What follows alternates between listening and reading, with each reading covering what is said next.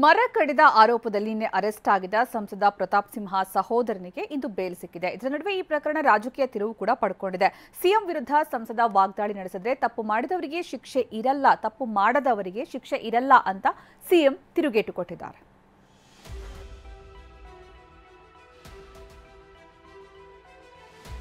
ಪ್ರತಾಪ್ ಸಿಂಹನ್ ಸಹೋದರನಿಗೂ ಈ ಎಫ್ಐಆರ್ಗೂ ಏನು ಸಂಬಂಧ ಇದೆ? ಯಾರು ಕಾನೂನು ಉಲ್ಲಂಘನೆ ಮಾಡ್ತಾರೆ ಅವ್ರನ್ನ ಅರೆಸ್ಟ್ ಮಾಡ್ತಾರೆ, ಸುಮ್ಮನೆ ಯಾಕೆ ಅರೆಸ್ಟ್ ಮಾಡ್ತಾರೆ?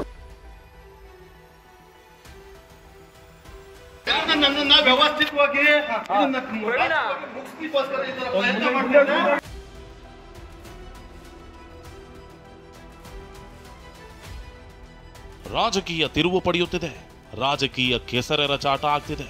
ನೂರಾರು ಮರಗಳ ಮಾರಣ ಹೋಮ ಪ್ರಕರಣ ಬೇರೆ ದಾರಿಯಲ್ಲೇ ಸಾಗ್ತಿದೆ. ಅಷ್ಟಕ್ಕೂ ನಿನ್ನೆ ಅರೆಸ್ಟ್ ಆಗಿದ್ದ ಸಂಸದರ ಸಹೋದರನಿಗೆ ಇಂದು ಜಾಮೀನು ಮಂಜೂರಾಗಿದೆ.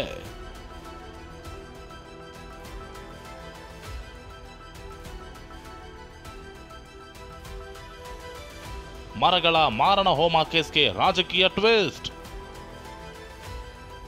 ಸಂಸದರ ಸಹೋದರ ನಿನ್ನೆ ಅರೆಸ್ಟ್, ಇಂದು ಜಾಮೀನು. ಹಾಸನ ಜಿಲ್ಲೆ ಬೇಲೂರಿನ ನಂದಗೋಡನಹಳ್ಳಿಯಲ್ಲಿ ಅಕ್ರಮವಾಗಿ ಮರ ಕಡಿಯಲಾಗಿತ್ತು. ಹಲಸು, ಹೊನ್ನೆ, ಮಾವು ಸೇರಿದಂತೆ ಬರೋಬ್ಬರಿ 126 ಮರಗಳನ್ನ ನಾಶ ಮಾಡಲಾಗಿತ್ತು. ಡಿಸೆಂಬರ್ 16ರಂದು ಇದೇ ಮಾರ್ಗದಲ್ಲಿ ತಹಶೀಲ್ದಾರ್ ಸಂಚಾರ ಮಾಡಿದ್ರಿಂದ ಈ ಪ್ರಕರಣ ಬೆಳಕಿಗೆ ಬಂದಿತ್ತು. ಮೈಸೂರು ಸಂಸದ ಪ್ರತಾಪ್ ಸಿಂಹ ಸಹೋದರ ವಿಕ್ರಮ್ ಸಿಂಹ ವಿರುದ್ಧವೇ ಮರ ಕಡಿದ ಆರೋಪ ಕೇಳಿಬಂದಿತ್ತು. ಹೀಗಾಗಿ ನಿನ್ನೆ ವಿಕ್ರಮ್ ಸಿಂಹನನ್ನ ಅರೆಸ್ಟ್ ಮಾಡಿದ್ದ ಅರಣ್ಯ ಇಲಾಖೆ ರಾತ್ರಿಯೇ ಹಾಸನಕ್ಕೆ ಕರೆತಂದು ವಿಚಾರಣೆ ನಡೆಸಿತ್ತು. ವಿಚಾರಣೆ ಬಳಿಕ ಇಂದು ಬೇಲೂರಿನ ಹಿರಿಯ ಸಿವಿಲ್ ನ್ಯಾಯಾಧೀಶರ ಮುಂದೆ ಅವರನ್ನ ಹಾಜರುಪಡಿಸಲಾಗಿತ್ತು. ವಿಚಾರಣೆ ಮುಂದೂಡಿದ ಜಡ್ಜ್ ವಿಕ್ರಮ್ ಸಿಂಹಗೆ ಬೇಲ್ ನೀಡಿದ್ದಾರೆ. ರಿಲೀಸ್ ಆಗ್ತಿದ್ದಂತೆ ಇದೊಂದು ಷಡ್ಯಂತ್ರ ಅಂತ ವಿಕ್ರಮ್ ಆರೋಪಿಸಿದ್ದಾರೆ. ನ್ಯಾಯಾಲಯದಲ್ಲಿ ಸತ್ಯಕ್ಕೆ ಜಯ ಸಿಕ್ಕಿದೆ. ನಿಮ್ಮೆಲ್ಲರ ಸಹಕಾರ ಕೊಟ್ಟಿದ್ದೀರಿ. ನನಗೆ ನ್ಯಾಯ ಸಿಗಲಿಕ್ಕೆ ನಿಮ್ಮೆಲ್ಲರ ಸಹಕಾರ ತುಂಬ ಕೊಟ್ಟಿದ್ದೀರಿ. ನನಗೆ ತುಂಬ ಖುಷಿಯಾಗಿದೆ. ನಾನು ಬರೀ ಬೆಳೆ ಬೆಳೀಲಿಕ್ಕೋಸ್ಕರ ಹೋದನು, ಆ ಬೆಳೆ ಬೆಳೀಲಿಕ್ಕೋಸ್ಕರ ಹೋದನಿಗೆ ಈ ಥರ ಆಪಾದನೆಗಳನ್ನೆಲ್ಲ ಎದುರಿಸಬೇಕಾಗಿ ಬಂತು. ಇದೆಲ್ಲ ಒಂಥರ ರಾಜಕೀಯ ಪಿತೂರಿ ಆಗಿರೋದು.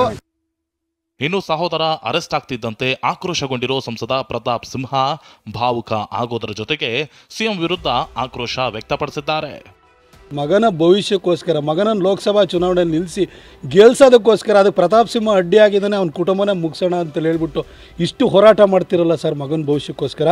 ಇಂಥ ತಂದೆ ಎಲ್ಲರಿಗೂ ಸಿಗಲ್ಲ ಸರ್. ಮನೆಯಲ್ಲಿ ನಮ್ಮ ವಯೋವೃದ್ಧ ತಾಯಿ ಇದ್ದಾಳೆ ಸರ್, ಅವಳನ್ನೂ ಅರೆಸ್ಟ್ ಮಾಡಿಬಿಡಿ ಸರ್, ಪರವಾಗಿಲ್ಲ. ನನ್ನ ತಂಗಿ ಇದ್ದಾಳೆ, ಅವಳನ್ನೂ ಅರೆಸ್ಟ್ ಮಾಡಿ. ನಿಮ್ಮ ಮಗನ ಭವಿಷ್ಯಕ್ಕೋಸ್ಕರ ಎಲ್ಲರೂ ಮುಗಿಸ್ಬಿಡಿ ಸರ್. ಆದರೆ ಸಿಎಂ ಮಾತ್ರ ತಪ್ಪು ಮಾಡದಿದ್ರೆ ಶಿಕ್ಷೆ ಆಗಲ್ಲ ಎಂದಿದ್ದಾರೆ. ನಿರಪರಾಧಿಗಳ ಮೇಲೆ ಕಾನೂನನ್ನು ಪ್ರಯೋಗ ಮಾಡಲ್ಲ. ಯಾರು ಅಪರಾಧ ಮಾಡ್ತಾರೋ ಅವ್ರಗಳ ಮೇಲೆ ಮಾತ್ರ ಕಾನೂನು ಪ್ರಯೋಗ ಮಾಡಲ್ಲ. ಈ ಕೇಸ್ನಲ್ಲಿ ಹಾಸನದ DFO Mohan Kumar, ACF Prabhugouda Biradar, RFO Vinay Kumar, DRFO Gururaj ಹಾಗೂ ಸಿಬ್ಬಂದಿ ರಘುರಾಜ್ ಕೂಡ ಅಮಾನತಾಗಿದ್ದಾರೆ. ವಿಷಯ ಅಂದ್ರೆ ಇವತ್ತು ಅವರ ಸಮ್ಮುಖದಲ್ಲೇ ವಿಚಾರಣೆ ನಡೆದಿರೋದು ಅನುಮಾನಕ್ಕೆ ಕಾರಣವಾಗಿದೆ. ಮಂಜುನಾಥ್ ಕೆವಿ, ಟಿವಿ9 ಹಾಸನ.